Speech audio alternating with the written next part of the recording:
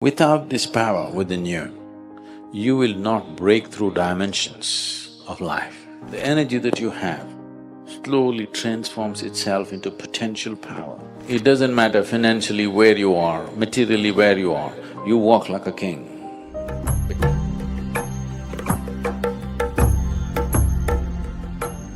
There are a whole lot of people with lots of energy,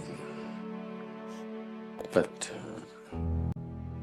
there is no wisdom or the necessary systems within themselves to transform this energy into a kind of a personal power. Power is not about somebody else, power is about you. How much of a potential power you are determines the intensity and profoundness of your life and how effective you will become in your life, in whatever area we choose to operate. If this power has to come, you have to use your energies wisely. Energy can be aggregated into power with the necessary wisdom and necessary tools that we employ. Otherwise, energy can be dissipated simply with endless amount of thought, endless amount of reactions and anxieties. I want you to observe your day-to-day life, a simple thing. Just let's say, how many words do you utter in a day? You never count it? Oh, you should. You should. Just make an estimate tomorrow, from morning to night, how many words you utter. Day after tomorrow, cut it by 50% and say the same things. You're not cutting off communication with people, you're still communicating, but with 50% of the words. And you will see, you will develop so much of personal power within yourself. See, there is scientific evidence to show at least 20% of your energy right now, as you sit here in a restful state, is being consumed by your brain. If you bring this down, that your brain is not unnecessarily fluctuating and, hopping mad all the time.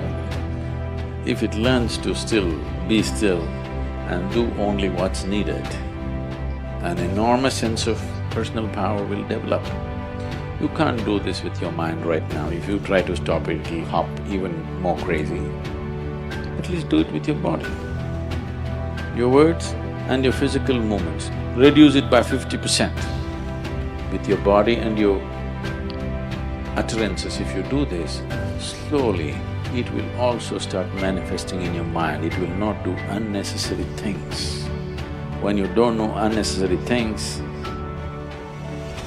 the energy that you have slowly transforms itself into potential power. So in developing this,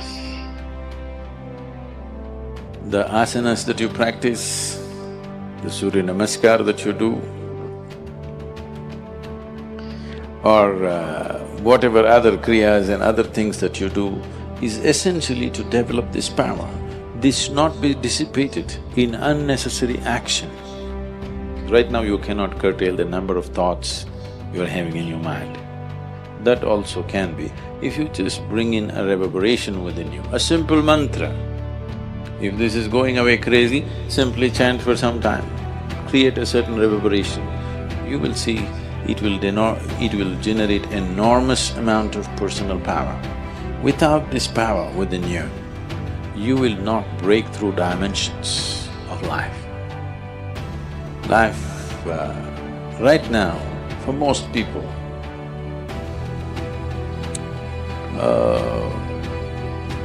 divine is just a scriptural dictum. It is not a living experience in their life. If it has to become a living experience, if something as powerful as the Creator has to come into your experience, there must be some sense of power within you. This must be always understood. Power is not about domination. Power is about becoming effective. Power is about becoming empowered. Only when you carry the potency of this power within you, you walk through this life. It doesn't matter where you're placed in the society, it doesn't matter financially where you are, materially where you walk like a king because the power within you makes you walk like that. In today's fast-paced world, our minds are often overwhelmed with thoughts, reactions, and negative emotions, leading to dissipation of vital energy. So one way to regain control over this is by consciously reducing unnecessary movements and words by 50%, as Sadhguru said. Now from a scientific standpoint, when we are constantly moving and talking, we are sending signals to our brain that we are in a state of stress and really very busy. So this can lead to a buildup of tension and anxiety. So when we minimize physical movement and conserve energy, our brain can redirect the energy towards the higher cognitive functions, which may result in improved focus, clarity of thought, and increased productivity. Now, as Sadhguru said, alongside reducing physical and verbal distractions, chanting mantras can profoundly impact our inner state. So mantras are sacred sounds or phrases that have been used for millennia to channel energy and elevate consciousness. So scientific studies have shown that chanting a mantra can elevate specific neural pathways, leading to a state of deep relaxation and reduced stress. The repetitive nature of the mantra also triggers the release of specific beneficial neurochemicals that promote a sense of well-being. When we chant a mantra, we are aligning our mind, bodies, and spirit with the power of the mantra.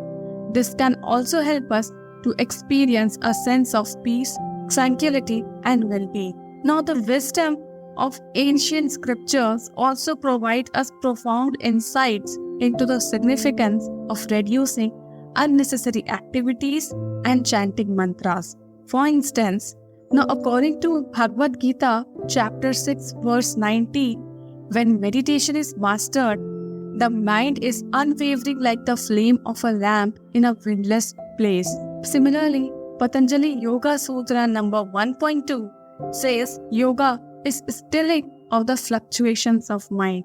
That is, yoga is restraining the mind stuff, that is chitta, from taking vritti, that is different forms. Similarly, the Mandukya Upanishad says, as a spider emits and reabsorbs its web, creatures are projected by the Supreme and reabsorbed into it. Now we can clearly see how chanting a mantra, whether it's Am or any Vairagya mantra or any mantra, if you chant it properly and regularly, you will obviously find the benefits of it. Now, as we conclude this exploration of personal power through reduced speech, movement, and power of mantras, remember that these practices are not restrictive but empowering. So embrace the stillness within and you will discover a reservoir of untapped potential and inner strength. So if you loved the video, don't forget to like, share and subscribe for more insightful content, and remember to hit the bell icon to stay notified of our upcoming videos. Up to next, stay safe, healthy, happy and namaskaram.